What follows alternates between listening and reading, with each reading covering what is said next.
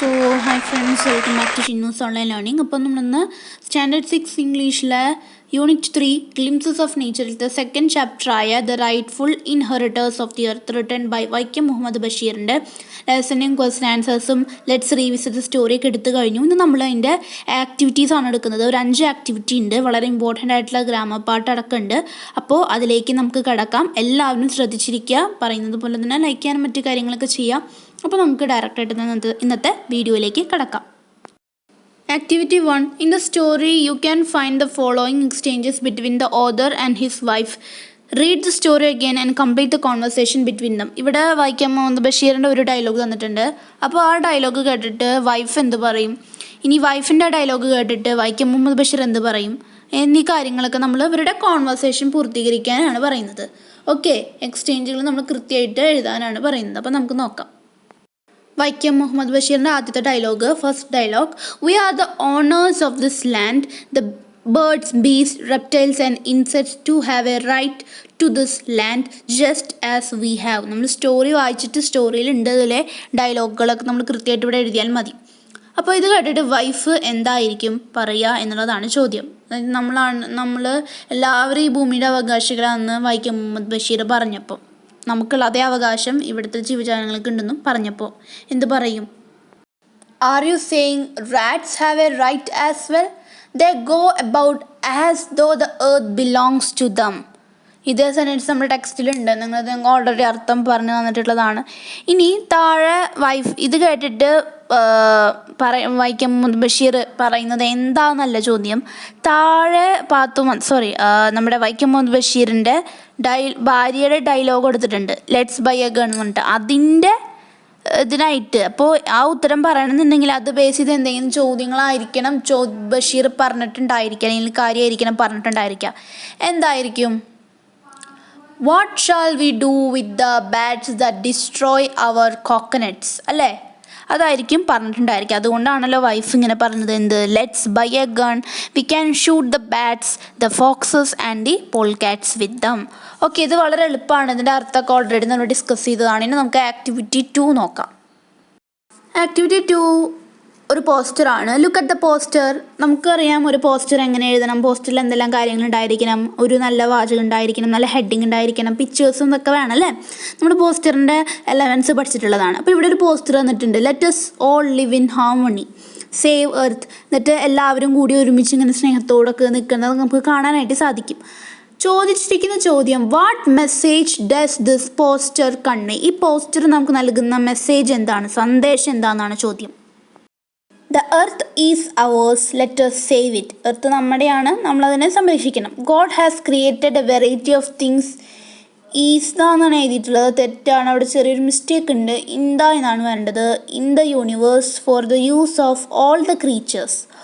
All are rightful inheritors of earth. Okay, അപ്പോൾ നിങ്ങൾക്ക് കിട്ടിയിട്ടുണ്ടാവുമെന്ന് വിചാരിക്കുന്നു. ഇത് ഓൾറെഡി നമ്മൾ ഡിസ്കസ് ചെയ്തതാണ്. ഇനി Now prepare a poster on the theme every creature has the right to live on earth. ഇനി നമ്മളോട് ഇതേപോലെ ഒരു പോസ്റ്റർ തയ്യാറാക്കാണ് പറയുന്നത്. എന്ത് തീമാണ്, എന്ത് മെസ്സേജാണ് ആ നമ്മളുണ്ടാക്കുന്ന പോസ്റ്ററിൽ ഉണ്ടായിരിക്കേണ്ടത്? എല്ലാ ജീവജാലങ്ങൾക്കും ഈ ഭൂമിയിൽ ജീവിക്കാനുള്ള അവകാശമുണ്ട്. Every creature has the right to live on the earth. അതിനെ ബേസ് ചെയ്തിട്ട പോസ്റ്ററാണ് നമ്മൾ ഉണ്ടാക്കേണ്ടത്. അപ്പം ഞാനൊരു പോസ്റ്റർ ഉണ്ടാക്കിയിട്ടുണ്ട്, ശ്രദ്ധിക്കുക. ഓക്കെ, അപ്പോൾ ഞാൻ ആദ്യം ഒരു ബോക്സ് ഒരു ബോക്സ് വരച്ചിട്ടുണ്ട്. എന്നിട്ട് ഞാൻ അതിലൊരു ഹെഡിങ് കൊടുത്തു, ഇറ്റ് ഈസ് അവർ എർത്ത് എന്ന് പറഞ്ഞ ഹെഡിങ് കൊടുത്തു. എന്നിട്ട് ചെയ്യുക, ഒരു പിക്ചർ വായിക്കുക. എല്ലാവരും കൂടി ഒരുമിച്ച് ഭൂമിയിൽ ജീവിക്കുന്ന രീതിയിലായിട്ട് നിങ്ങളുടേതായ രീതിയിലൊരു പിക്ചർ വരയ്ക്കുക. ഞാനിവിടെ ഒരു പിക്ചർ വരച്ചിട്ടുണ്ടെന്ന് അറിയാം, ട്രീസും ആനിമൽസും ഹ്യൂമൻസൊക്കെ നല്ല രീതിയിൽ നല്ല സന്തോഷത്തോടു കൂടി ജീവിക്കുന്ന ഒരു പിക്ചർ. അതിന് താഴെ നമ്മളോട് പറഞ്ഞ തീം എന്താണ്? Every creature has the right to live on earth, on the earth, അല്ലേ? ആ സെൻറ്റൻസ് ഞാനിവിടെ എഴുതി വെച്ചു. അപ്പോൾ ഒരു നല്ലൊരു, നമ്മൾ നേരത്തെ നമ്മുടെ ടെക്സ്റ്റിൽ കണ്ട ഒരു പോസ്റ്റർ പോലെ തന്നെയല്ലേ ഇതും? നല്ലൊരു ഹെഡിങ്, പിക്ചർ, ഒരു ബോക്സ്, താഴെ നല്ലൊരു ഇവർ പറഞ്ഞ തീമിനനുസരിച്ച് ഒരു സെൻറ്റൻസ്. അപ്പോൾ ഇതേപോലെ ഒരു പോസ്റ്റർ നിങ്ങൾ പ്രിപ്പയർ ചെയ്യുക. ഒരു നല്ല പിക്ചർ വരച്ച് പ്രിപ്പയർ ചെയ്യായിട്ട്. ഇതേപോലെ പിക്ചർ തന്നെ വേണമെന്നൊന്നുമില്ല, കളർ അടിക്കണമെന്ന് നിർബന്ധമൊന്നുമില്ല കേട്ടോ. വേണമെങ്കിൽ നിങ്ങൾക്ക് നല്ല ഭംഗിയിൽ അട്രാക്ഷൻ, നല്ല രീതിയിലൊക്കെ ഒരു നല്ല ഭംഗി കിട്ടുന്ന രീതിയിലൊക്കെ നമുക്ക് ചെയ്യാവുന്നതാണ്, നമ്മുടെ ഇഷ്ടത്തിനനുസരിച്ച്. Activity 3. Does the earth only belong to the human beings? What is the author's view about this? Pick out sentences from the text to justify the author's view. അപ്പോൾ ഇവിടെ നമ്മൾ പറഞ്ഞിരിക്കുന്നത് ഈ ഭൂമി മനുഷ്യന് മാത്രമുള്ളതാണോ, ഇതിൽ നമ്മുടെ കഥയിലെ ഓഥറിൻ്റെ വൈക്കം മുഹമ്മദ് ബഷീറിൻ്റെ കാഴ്ചപ്പാട് എന്താണ്, ടെക്സ്റ്റിൽ നിന്നുള്ള ആ നമ്മുടെ ഉത്തരത്തിന് ന്യായീകരിക്കുന്ന സെൻറ്റൻസ് എടുത്തെഴുതാനാണ് പറയുന്നത്. Answer: God has created a variety of things in this universe. Now while we are the owners of this land, no doubt the birds, beasts, reptiles and insects too have a right to use these things just as we have. God has made them for all the creatures.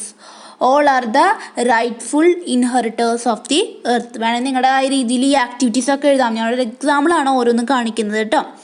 ഇത് already നമ്മൾ discuss ചെയ്താണ്, meanings നമ്മൾക്ക് already അറിയുന്നതാണ്, ഒറ്റ വാക്കുകൾ നമുക്ക് അറിയാത്തതായിട്ടില്ല.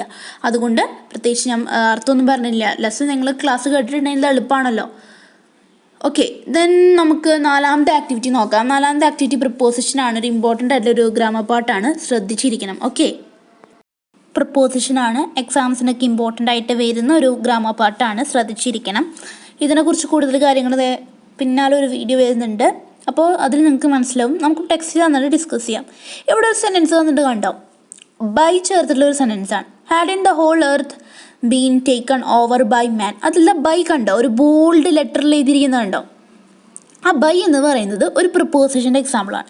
അതേപോലെ വേറെ കുറച്ച് സെൻറ്റൻസുകൾ കണ്ടോ, അതിൽ വിത്ത് എന്നുള്ളത് കണ്ടോ, ഒരു ബോൾഡ് ലെറ്ററിൽ നല്ല ഘടിപ്പിച്ചിട്ട് എഴുതിയിരിക്കുന്നത് കണ്ടോ, അതും ഒരു പ്രിപ്പോസിഷൻ എക്സാമ്പിളാണ്. കുറേ പ്രിപ്പോസിഷൻസ് ഉണ്ട് കേട്ടോ, ബൈ, വിത്ത്, ഓഫ്, ഫോർ, അങ്ങനെ കുറേ ഉണ്ട്. നമുക്കിവിടെ കുറച്ച് പഠിക്കാനുള്ളൂ, പക്ഷേ ഇനിയും ഉണ്ട്. നമ്മളത് വലിയ ക്ലാസ്സുകൾ തോറും നമ്മളത് കൂടുതൽ പ്രിപ്പോസിഷനെ കുറിച്ച് പഠിക്കും. ഇനി വേറെ കുറച്ച് എക്സാമ്പിൾസ് നോക്കൂ. Look at the pictures and read the sentences given along with them. Okay, she is sitting by her computer and speaking over the phone. ഈ ഓരോ പ്രിപ്പോസിഷനും ഓരോ സ്ഥലങ്ങളിൽ വെക്കണം. ഇന്ന സ്ഥലങ്ങളൊക്കെ ഉണ്ട് കേട്ടോ. അപ്പോൾ ഇവിടെ ബൈ, അതേപോലെ the field was taken over by concrete buildings. ഈ രണ്ട് ബൈ എന്താണ്, പ്രിപ്പോസിഷനുള്ള എക്സാമ്പിൾസ് ആണ്. Haritha always comes to school by bus. ഇതിൽ ദ ബൈ പ്രിപ്പോസിഷൻ ആണ്, നമ്മൾ ഓൾറെഡി ഡിസ്കസ് ചെയ്തതാണ്. Every day my teacher comes with a smile on her face. She is very friendly with us. She takes us with her whenever she goes out for a walk in the garden. ഇതിലത്തെ with കണ്ടോ, പല പല സന്ദർഭങ്ങളിൽ പല പല വാക്കുകളിലൊപ്പാണ് ചേർക്കുന്നത്. അത് നിങ്ങൾ കറക്റ്റ് മനസ്സിലാക്കി വെക്കണം. ഞാൻ പറഞ്ഞ ഓരോന്നിനും ഓരോ യൂസ് ഉണ്ട്. അപ്പോൾ ഈ വിത്തും ഈ ബൈയും പ്രിപ്പോസിഷനിലുള്ള എക്സാമ്പിൾസിലെ 2 എണ്ണം മാത്രമാണ്. ഓക്കെ, ഇനി നമുക്ക് കൂടുതൽ നോക്കാം. അപ്പോൾ നമുക്ക് ആക്ടിവിറ്റി 4 എടുക്കാം. നമ്മൾ ആക്ടിവിറ്റി 4 ഞാൻ പറഞ്ഞതുപോലെ തന്നെ ഒരു ഇമ്പോർട്ടൻ്റ് ആയിട്ടുള്ള ഒരു ഗ്രാമർ പാർട്ടാണ്. അത് വളരെ ഇമ്പോർട്ടൻ്റ് ആണ്. ആക്ടിവിറ്റി 4 പ്രിപ്പോസിഷനാണ്. അപ്പോൾ ആദ്യം അവിടെ നമുക്ക് പ്രിപ്പോസിഷൻ എളുപ്പമാണ്. അവിടെ നമുക്ക് കുറച്ച് പ്രിപ്പോസിഷൻസ് ബ്രാക്കറ്റിൽ കൊടുത്തിട്ടുണ്ട്.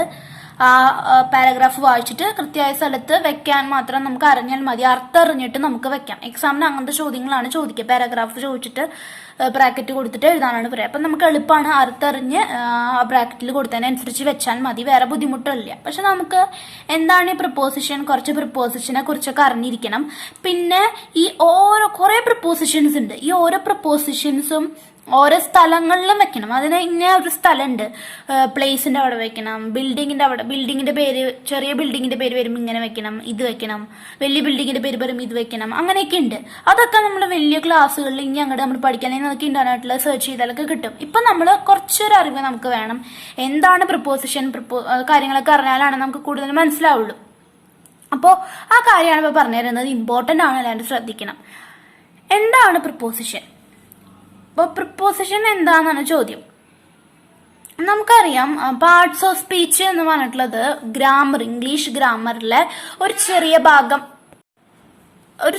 ഭാഗം മാത്രമാണ് എന്ത്, ഈ പാർട്സ് ഓഫ് സ്പീച്ചിലത്തെ ഇംഗ്ലീഷ് ഗ്രാമറിലത്തെ ഒരു ചെറിയ ഭാഗം മാത്രമാണ് പാർട്സ് ഓഫ് സ്പീച്ച് എന്ന് പറഞ്ഞിട്ടുള്ളത്. അത് വളരെ ഇമ്പോർട്ടൻ്റ് ആണ്. പാർട്സ് ഓഫ് സ്പീച്ചിലെ പ്രധാനമായിട്ട് 8 ആൾക്കാരാണുള്ളത്.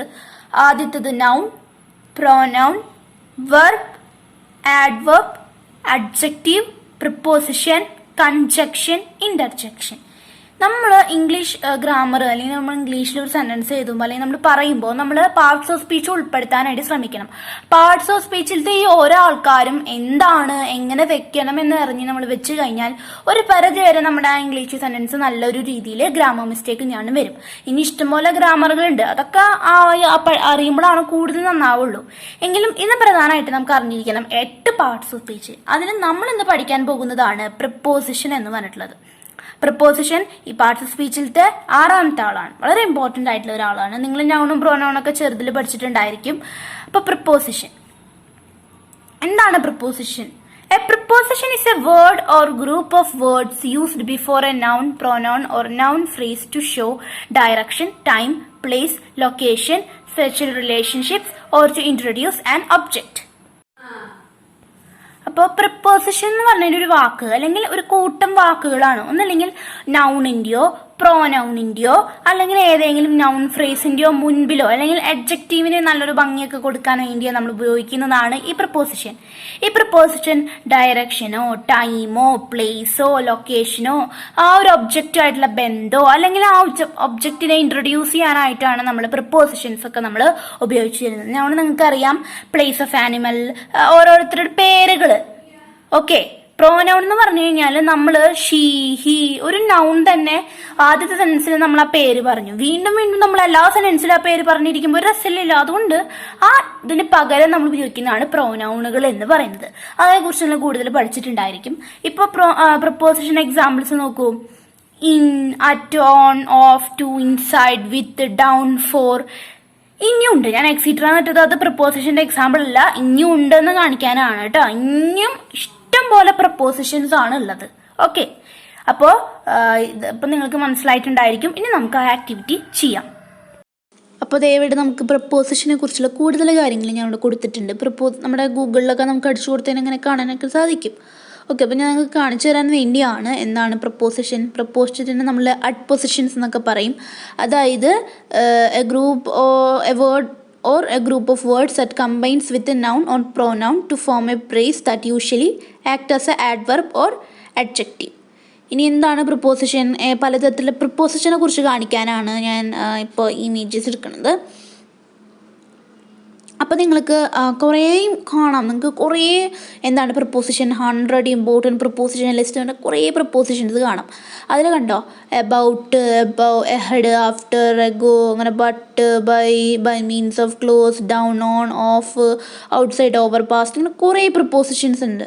ഓക്കെ, ഇങ്ങനെ നമുക്ക് ഇമേജസ് ഒക്കെ നോക്കി നമുക്ക് കാണാനായിട്ട് സാധിക്കും. നമുക്കതെടുക്കാം അല്ലേ. വാട്ട് ഈസ് എ പ്രപ്പോസിഷൻ എന്ന് കൊടുത്താൽ അങ്ങനെ കുറേ ഉണ്ട് കേട്ടോ.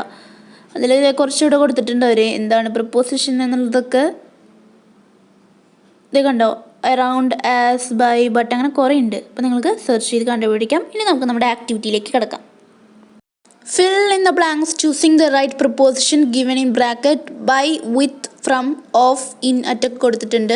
ഹരിത reached home from school dash 6 o'clock in the evening. ടൈമിന് മുമ്പിൽ നമ്മൾ at ഉപയോഗിക്കണം. At 6 o'clock in the evening. Her mother was angry dash her, with her.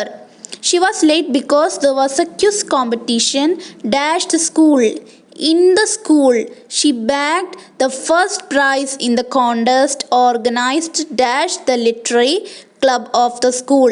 By, she was awarded a cash prize of ₹1,000. Her mother was very happy and was proud dash her daughter of her daughter. ഇത് എഴുതിയതിന് ശേഷം rewrite എഴുതാനാണ് നമുക്ക് താഴെ line കൊടുത്തിട്ടുള്ളത്. Then we can go to activity 5. Okay, activity 5 എടുക്കാം നമുക്ക്.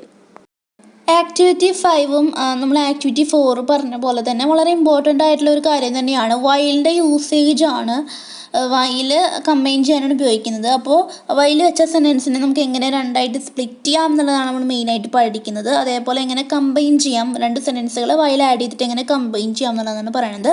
അപ്പോൾ നിങ്ങൾ ഈ വീഡിയോ ശ്രദ്ധിച്ച് കേൾക്കണം. അപ്പോൾ നിങ്ങൾക്ക് പെട്ടെന്ന് മനസ്സിലാവുള്ളൂ. അപ്പോൾ നിങ്ങൾ ശ്രദ്ധിക്കാണ്ടിരുന്നത് പെട്ടെന്ന് മനസ്സിലാവില്ല. കുറച്ച് മാറ്റങ്ങളൊക്കെ ഉണ്ട്. വളരെ സിമ്പിളാണ് കേട്ടോ. സോ നമ്മളിനി അടുത്തത് ഡിസ്കസ് ചെയ്യാൻ പോകുന്നത് ആക്ടിവിറ്റി 5 ആണ്. While and without while. അതായത് വൈൽ വെക്കുമ്പോൾ എന്തൊക്കെ മാറ്റങ്ങൾ ഉണ്ടാവും, എങ്ങനെ വൈൽ വെക്കാം, വൈൽ വെക്കേണ്ടാകുമ്പോൾ എന്തൊക്കെ മാറ്റങ്ങൾ ഉണ്ടാവും, കാര്യങ്ങളാണ് നോക്കുന്നത്. ഇവിടെ ടെക്സ്റ്റിൽ കൊടുത്തിട്ടുള്ള സെന്റൻസ് നോക്കൂ. While I was still wondering, my wife decided to take things into her hands one day. അപ്പോൾ ഈ സെന്റൻസിൽ നമ്മൾ വൈൽ ആഡ് ചെയ്തിട്ടുണ്ട്. വൈൽ എന്തിനാ യൂസ് ചെയ്യണമെന്ന് വെച്ചാൽ രണ്ട് സെന്റൻസുകൾ തമ്മിൽ യോജിപ്പിക്കാനാണ് നമ്മൾ വൈൽ യൂസ് ചെയ്യുന്നത്. While is used to combine two sentences and this while shows two actions happening at same time. ഒരേ സമയത്തിൽ നടക്കുന്ന രണ്ട് പ്രവർത്തികളെ വൈൽ എന്ന് പറയുന്ന ഈ വാക്ക് വെക്കുമ്പോൾ കാണിച്ചു തരുന്നു. അതായത് ഇവിടുത്തെ വൈക്കം മുഹമ്മദ് ബഷീർ ഇങ്ങനെ ആലോചിച്ചുകൊണ്ടിരിക്കുന്ന നേരത്ത്, അതേ നേരത്ത് തന്നെ ഭാര്യ എല്ലാ കാര്യങ്ങള് കോക്കനട്ട് നശിപ്പിക്കുന്നവരുടെ ആൾക്കാരുടെ പണി തീർക്കാന്നും വിചാരിച്ചു. അപ്പോ വയല് നോക്കൂ, ഇതാണ് വയല്. ഇപ്പൊ നമ്മൾ പറഞ്ഞു, ഇനി നമുക്ക് ഈ സെന്റൻസിൽ നമുക്ക് സ്പ്ലിറ്റ് ചെയ്യാനായിട്ട് സാധിക്കും ഇല്ലേ? നമുക്ക് സ്പ്ലിറ്റ് ചെയ്യുമ്പോൾ എന്തെല്ലാം കാര്യങ്ങൾ വരും, വയല് ചേർക്കുമ്പോൾ എന്തെല്ലാം കാര്യങ്ങൾ വരും നോക്കാം. വയല് വെക്കുമ്പോൾ നമ്മൾ ആ സെന്റൻസിന്റെ തുടക്കത്തിലായിരിക്കണം വെക്കേണ്ടത്. വയല് വെക്കുമ്പോൾ സെന്റൻസിന്റെ തുടക്കത്തിൽ വയല് വെച്ചു, പിന്നെ ആ സെന്റൻസിന്റെ ഈ സാധനം. ഇപ്പോൾ ഇത് രണ്ട് സെന്റൻസ് ആണ് ശരിക്കും. നോക്കൂ, ആ രണ്ട് സെന്റൻസിനെ നമുക്ക് നോക്കാം ആദ്യം. I was still wondering, full stop, my wife decided to take things into her hands one day. While വെക്കുമ്പോൾ നമ്മൾ ഇവിടെ വയൽ വെച്ചു. പിന്നെ ഈ ക്യാപിറ്റൽ ലെറ്റർ ആണ്, അത് നമുക്ക് ഇനി ക്യാപിറ്റൽ ലെറ്റർ വേണ്ട. കാരണം ഓൾറെഡി വയല് ഒരു സെന്റൻസ് തുടങ്ങുമ്പോഴാണ് നമ്മൾ ക്യാപിറ്റൽ ലെറ്റർ വേണ്ടത്, പിന്നെ വേണ്ട അല്ലെ. അപ്പൊ നമ്മൾ ഇത് സ്മോൾ ലെറ്റർ എഴുതുക. ഈ ഫുൾ സ്റ്റോപ്പ് മാറിയിട്ട് എന്താവും? കോമയോ. ഫുൾ സ്റ്റോപ്പ് കോമയാവുമ്പോ ഈ സെന്റൻസിലത്തെ ലെറ്റർ കണ്ട ക്യാപിറ്റൽ ലെറ്റർ ആണ്, അതെന്താവും? സ്മോൾ ലെറ്റർ ആവും. ബാക്കിയൊക്കെ അതേപോലെ തന്നെ. ഇനി വയൽ മാറ്റുമ്പോൾ എന്തുണ്ടാവുക? ഇതാണ് സെന്റൻസ്, വയലുള്ള സെന്റൻസ്. ഇതിനെ സ്പ്ലിറ്റ് ചെയ്യാനാണ് പറഞ്ഞിരിക്കുന്നത്, രണ്ട് സെന്റൻസ് ആക്കിയിട്ട്. വയൽ മാറ്റുമ്പോൾ വയൽ എടുത്ത് മാറ്റുക. അപ്പൊ ഈ സെന്റൻസ് എന്താവും? ഇതിലത്തെ ആദ്യത്തെ അക്ഷരം എന്താവും? ക്യാപിറ്റൽ ലെറ്റർ ആവും. ഈ കോമ പോയിട്ട് ഫുൾ സ്റ്റോപ്പ് ആവും. ഈ എം ക്യാപിറ്റൽ ലെറ്റർ ആവും. അപ്പോ വയലുള്ളപ്പോഴത്തെ കാര്യങ്ങൾ മനസ്സിലായില്ലേ? അതായത് ഇതാണ് സെന്റൻസ്. ഇതിനെങ്ങനെ നമ്മൾ സ്പ്ലിറ്റ് ചെയ്ത് രണ്ട് സെന്റൻസ് ആക്കി എഴുതും? ആദ്യം എന്ത് ചെയ്യാ? വയല് കട്ട് ചെയ്യാ. അപ്പൊ ഇത് സ്മോൾ ലെറ്റർ ആയിരിക്കും അല്ലെ? ഇതിനെന്ത് ചെയ്യാ? ക്യാപിറ്റൽ ലെറ്റർ ആക്കുക. പിന്നെയോ ഇവിടുത്തെ കോമ മാറ്റിയിട്ട് കോമയ്ക്ക് പകരം ഫുൾ സ്റ്റോപ്പ് ഇടുക. പിന്നെ ഫുൾ സ്റ്റോപ്പ് കഴിഞ്ഞിട്ട് വരുന്ന സെന്റൻസിന് തുടക്കം എന്തായിരിക്കും? നമ്മൾ പഠിച്ചിട്ടുണ്ട്, ക്യാപിറ്റൽ ലെറ്റർ. അതെന്താക്കുക? Capital letter. പിന്നെ ബാക്കിയൊക്കെ അതേപോലെ തന്നെ.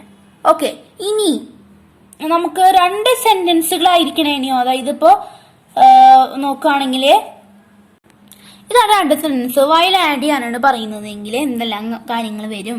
എന്താ വരിക? നമ്മൾ തുടക്കത്തിലെ സെന്റൻസിന്റെ തുടക്കത്തിൽ വയൽ ചേർക്കണം. ഇത് ക്യാപിറ്റൽ ലെറ്റർ ആണെങ്കിൽ അതിനെ സ്മോൾ ലെറ്റർ ആക്കണം. ഈ ഫുൾ സ്റ്റോപ്പ് മാറിയിട്ട് എന്താവും? Full stop കോമയാവും.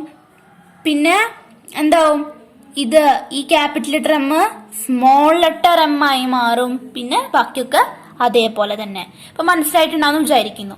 ഓക്കെ, ഇനി നമുക്ക് ബാക്കി കൊടുത്തിട്ടുള്ള സാധനങ്ങളെ കുറിച്ച് ഡിസ്കസ് ചെയ്യാം. Now split the following sentence into 2. While വെച്ചുള്ള സെന്റൻസുകളാണ്. ഇവയെ രണ്ട് സെന്റൻസ് ആക്കണം. അപ്പോൾ എങ്ങനെ രണ്ട് സെന്റൻസ് ആക്കാം? ഈ എല്ലാ സെന്റൻസുകളുടെയും തുടക്കത്തിലുള്ള വയൽ കട്ട് ചെയ്ത് കളയുക. വയൽ കട്ട് ചെയ്ത് കഴിഞ്ഞ് വരുന്ന വാക്കുകൾക്ക് എന്ത് കൊടുക്കുക? അതിൻ്റെ ആദ്യത്തെ തുടക്കം എന്തായിരിക്കണം? Capital letter. എവിടെയൊക്കെയാണോ കോമകൾ ഉള്ളത് ആ കോമ മാറ്റി അവിടെ അതിന് പകരം ഫുൾ സ്റ്റോപ്പ് ആഡ് ചെയ്യുക. പിന്നെ അത് കഴിഞ്ഞിട്ട് വരുന്ന കോമ കഴിഞ്ഞിട്ട് വരുന്ന സെന്റൻസ് കണ്ടില്ലേ? അതായത് നമ്മൾ കോമയ്ക്ക് പകരം ഫുൾ സ്റ്റോപ്പ് ഇട്ടു. അത് കഴിഞ്ഞിട്ട് വരുന്ന സെന്റൻസ് എന്തായിരിക്കണം? തുടക്കം എന്തായിരിക്കണം? ക്യാപിറ്റൽ ലെറ്റർ ആയിരിക്കണം. അപ്പൊ എങ്ങനെ വരും? The author was travelling home, full stop. He heard the result of his exam. I was making dinner, full stop. My sister was watching television. I was speaking over phone, full stop. My friend was reading magazine. I was at school, full stop. I was good in maths. My father was climbing the stairs, full stop. He slipped and fell down. അപ്പോൾ നിങ്ങൾക്ക് മനസ്സിലായി വിചാരിക്കുന്നു. നമ്മുടെ ഈ lesson complete ആയിരിക്കുകയാണ്. Unit 3 second chapter and activities നമ്മൾ കഴിഞ്ഞല്ലോ. ഇനി നമ്മുടെ അടുത്ത ക്ലാസ്സിൽ നമ്മൾ ഈ യൂണിറ്റിലത്തെ അവസാനത്തെ ചാപ്റ്റർ 3rd ലെസണായ the book of nature written by Jawaharlal Nehru എടുക്കുക. അപ്പോൾ നിങ്ങൾ ഈ വീഡിയോ മൊത്തം വാച്ച് ചെയ്യുക. അടുത്ത വീഡിയോയിൽ നമുക്ക് വീണ്ടും കാണാം. അതുവരെയ്ക്കും tata bye, see you and thanks for watching.